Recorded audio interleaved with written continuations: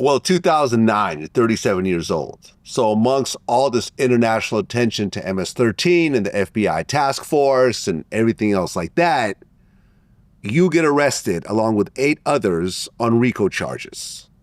So the indictment names 24 leaders, members, and associates of MS-13 to crimes that go back to 1995 that include 7 murders and conspiracy to commit 8 murders. The FBI claimed that 5 of the defendants, not including you, allegedly conspired to murder a veteran detective in the gang unit in LAPD. There's also narcotics offenses, and everyone in the indictment was facing 25 years to life. How did you feel when this happened? I'll tell you the truth, man. I got arrested. I had to, when the police hit my home, I had to teach my children, who was, one was 8, the other was around 7, and my little girl was 5, how to survive at that moment when the FBI will walk into my home. Just keep your hands up. Don't be angry. Don't put them down suddenly. They will shoot you. In a matter of minutes, I had to teach my children how to survive law enforcement. They had machine guns, M16 or whatever they had, pointing at all my windows, screaming my name. And I thought my wife had left early, but she was in the shower.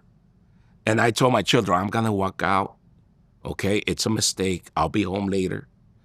And I put my pants, my shirt, and I was in sandals, or I was without sandals. I walked out, and who do I see in the front? Frank Flores, a law enforcement LAPD detective who is the one that they said that they conspired to kill, that those cases had won in the state court twice already. Twice already had been heard, those cases, and they couldn't get nobody convicted because there wasn't enough evidence. Now under a RICO, they could bring that charge. Because under RICO, it's an easier way to get people convicted based on just association. I see this officer who I had interactions with him before because he was brutalizing people in the community, pushing moms when he took parole officers from an individual that was not even their parolee just to justify going and harassing people. So I have been teaching individuals how to file complaints. And he knew that I was behind this stuff. So me and him had gotten into conversations in which he never spoke. It was me like, man, why don't you find out who I really am? Come and see what I do. He used that to try to see I recognize his voice because I've heard him speak before, right? But what I'm saying is that this detective not only lied about the translations of the wiretap calls to the grand jury, but he also lied in identifying individuals that said that they had talked to me. He, like during a court hearing under oath, and this individual also had lied in other cases, right? So when you say all these murders, right, they already had the main individual that had ordered those killings apprehended. And now they were gonna use them to convict all these people that he sent. But because this detective was able to manipulate evidence and be able to lie under oath, and he had been doing it for many other cases of individuals that are incarcerated right now that are still trying to say they're innocent because everybody knows that they are, but this individual threatened individuals to testify against them. This officer was not able to be used as an expert, and that's why all the murders got dropped, because he had tainted the case. And because he wanted me. He went after me with a passion to take me out. So that's what happened. Yeah. I discovered the truth within a week or two of me getting the indictment. I fucking shed tears because I'm saying, I did not want to become a martyr for a movement that fucking 25 years or 50 years from now, people are still going to be fighting for my freedom. Just like Leonel Peltier, just like Mumia Bujubal. And I was happy to see, through a screen, last week, and, Leonel Peltier speak, right? I do not want to be a martyr. And now I'm in this situation where I can face life in prison based on lies, based on deception by corrupt LAPD, continuing to that vendetta against me after I sued them too. So they helped me for 3.5 years. Once I let them know through my bail hearing everything they did wrong. Everything they did wrong, I let them know through my bond hearing that went through the Ninth Circuit Court because the bond hearing was denied. And my attorney said, Alex, man, we got this case won. But if we take it to the Ninth Circuit, that means that we're going to put all our cards on the table and they're going to know our strategy. I said, there's nothing to fear, man. I'm innocent. So it came back and I was granted a $2 million bond that the community put forward within 10 days, man. Well, in your RICO case, the prosecutors argued that you were actually living a double life and you were still a shot caller for MS-13. A secret shot caller. Yeah, they said that you went by the name Rebelde. So they claim that you were conspiring with other gang members to kill a rival in El Salvador in 2006. What's interesting is that as you're fighting this, your friend Gerardo Lopez caught his own case. And we talked about this. He caught it before me. Oh, before you? Yeah. Okay, because we did a whole interview about this. He moved to Colorado, and they claimed he started a new MS-13 faction. They claimed that he was a shot caller and putting hits on other gang members. He was facing 48 years.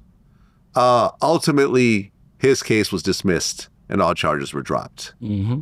And by 2013, your case was dismissed, and all the charges were dropped. Yeah. You actually had a public defender at the time. A federal public defender. A federal public defender, yeah, who charged the government prosecutors with presenting false evidence and lying to a grand jury. Without admitting wrongdoing, the prosecution admitted their case against you was flawed. Some of the wiretap evidence was omitted, and there was the confusion of the identity of certain wiretap participants. How did it feel to finally beat this thing? Look, man, I was walking towards a meeting that didn't happen for some reason in the Westlake area, and my attorney called me, right? And she said, Alex, are you sitting down? I said, no, I'm standing up. He said, sit down. I said, why, what happened? Because we had submitted a motion just months before in which they didn't respond to it, but I wanted to know how many undercover agents they had sent to my agency. I want to know how many snitches they had sent to my agencies. I want to know how many interviews they had made where people talk good about me, and I wanted to know all this information for my defense because I knew and I felt people that had been sent over to my office were undercover agents. Wow. Okay. And in some cases I know, and I wanted to verify that they were. So they did not respond to that. They responded with their own motion to dismiss my case, right? So I'm told by my attorney that they dropped my case. I said, thank you. I called, Tom Hayden because he had helped me a lot. I called my family. I called everyone. I shed tears because but it came in the moment where I had, when I got indicted, the community knew that I was innocent, and many of the funders continued funding our organization. As a matter of fact, I was going to leave my executive director position, right? And they said no. My board voted to keep me on because they knew I was innocent. And we continue getting funded by all of this private foundations, right, during the time, because they knew that Homies Unidos was never part of an investigation. And I know that if they would have found something negative in my books or in the investigation that I was laundering money or doing things, they would have had come out with it, right? But I was always clear, man. I don't even sign my own checks, right? So what happens is that in December 2012, I did not get funding anymore because people are like, we funded you for 3.5 years, Alex, and this case is not going away. We usually don't fund for 3 years, right? So the funding dried up. I lost the office that we had at La Curazao. I asked them to help me at least for a year, right? You know, they take a tax deductible support, you know, for this organization. And they said no, right? So I had to like move. So I got another space with the tattoo removal clinic that we work with. And this lady, Rosemary Ashmala from Sunrise Outreach Center, said, Alex, use that corner office because I know this case is going to go away and you're going to have to start over. So in January, I get the call.